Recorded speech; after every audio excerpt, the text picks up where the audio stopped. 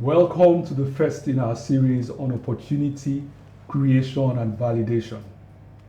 During the course of our engagement, we're going to look at different sources of great business ideas.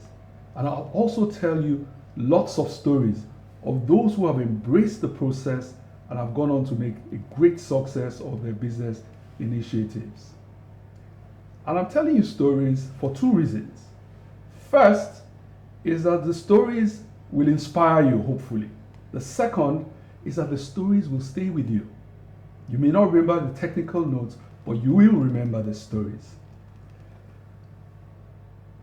Success or failure in any business initiative is down to three factors. The first is the business idea itself.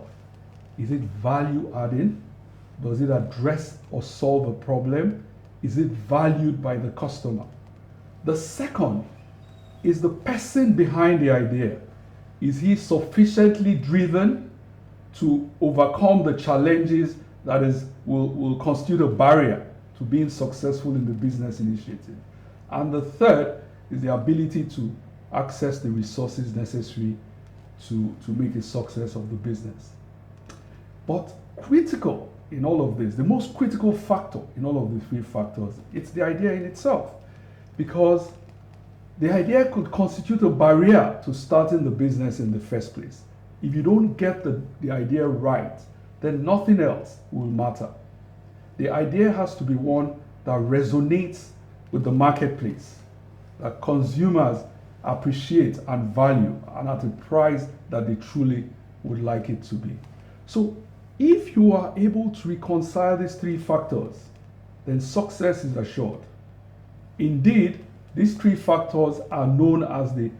So before we dive into looking at the sources of great ideas, I'd like to share with you what I call nuggets, or perhaps characteristics of ideas with potential for success. The very first one is you have to look to find those great ideas. You've got to be looking. You've got to be creatively alert to your environment and your surroundings, because that's where there are opportunities for value creation. That's where there are problems to solve. So that's one critical nugget or characteristic of great ideas. The second is that we no longer talk about identifying opportunities.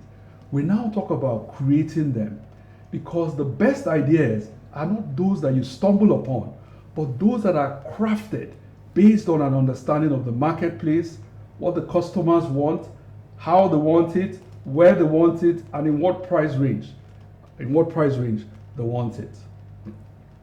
The third, and perhaps equally critical, is that value creation is not an event, but a process. And typically you will find that great ideas in the original form typically is different when they get to the market, because you have to go through a constant process of iteration. So you create the idea, you get feedback from the market, you iterate, get feedback from the market, you iterate. So idea creation and value creation is a continuous process of molding to find the perfect fit for the marketplace. And the fourth, and this is the hallmark of entrepreneurship, great ideas are differentiated. What that means is that they are different or better. So in essence, you will never come up with an idea that is unique in itself. There will be something that is similar or a substitute out there. The challenge for you as an entrepreneur is to offer something which is differentiated in a way that it is different or better.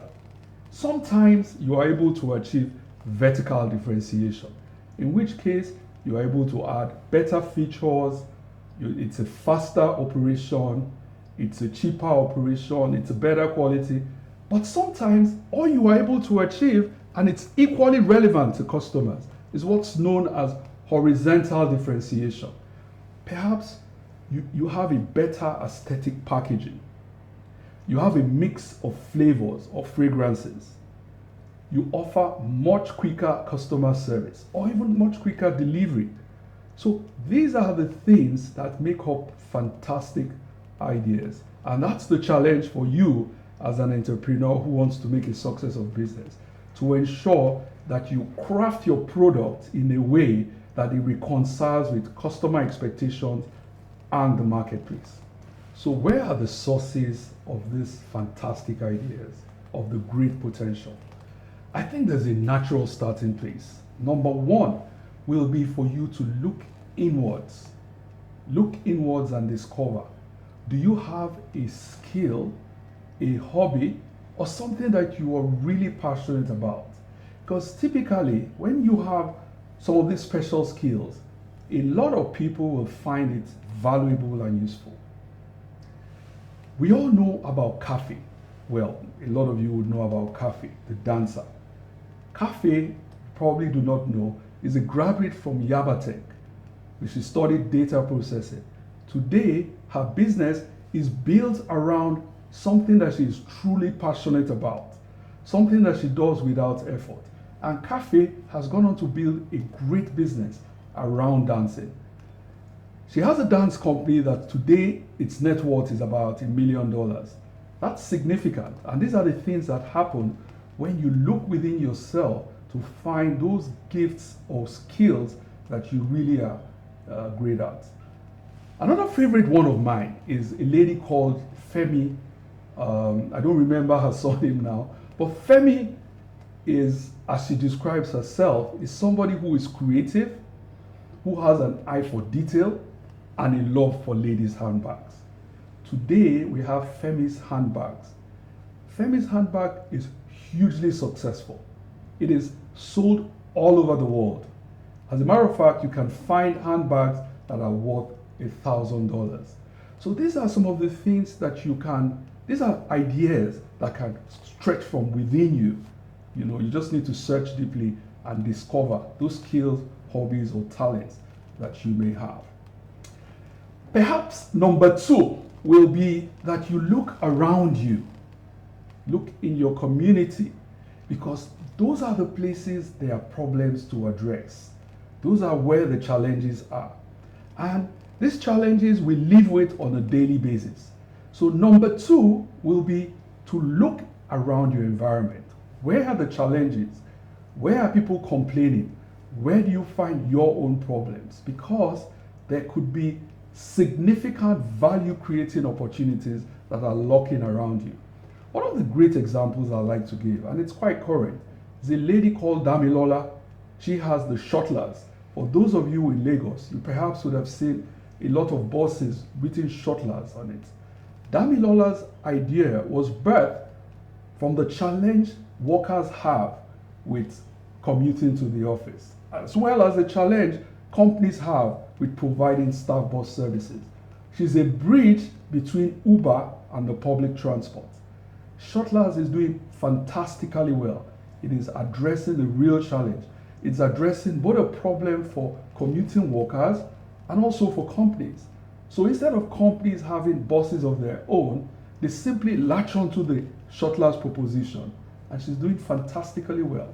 Perhaps another great example of how you can identify challenges in your environment and create a business around them is that of Chioma Ukuno, Recycle Points. Chioma, realizing that there's so much in terms of plastic waste around us, recognize that the waste to value proposition is real. And she set up Recycle Points, and today she is world acclaimed. She has won awards from Coca-Cola. She has made presentations at the MIT University in America, and is in partnership with several big organizations. Recycle Points is doing fantastically well by simply identifying the abundance of waste in our environment and addressing the challenge of converting waste to wealth. Sometimes the challenges that you recognize are in your industry. You know, perhaps you have been working in a particular industry or you have acquired experience in an industry. Sometimes, in fact, all the time, there's no industry that doesn't have flaws or weaknesses. You typically would have an area where the industry is challenged and is contending with. Perhaps they tolerate because All the players in the industry are contending with it. If you can find one of those challenges and you have an idea of how to resolve it, you can truly create value. And that's what a lady called Eloho Thomas did with a company she set up called CodeLane. In her own words, to replace tech support or tech engineers can typically take within 3 months, as much as 3 months. And in that time, you may even end up with people who are not sufficiently qualified. So the young lady sets up CodeLane to address this challenge by pre-qualifying tech support people all over Africa, and enable them to service internationals. Today, she has as a clientele Microsoft. She has major players in the IT space, Wikipedia, that are her clients, and she's done fantastically well.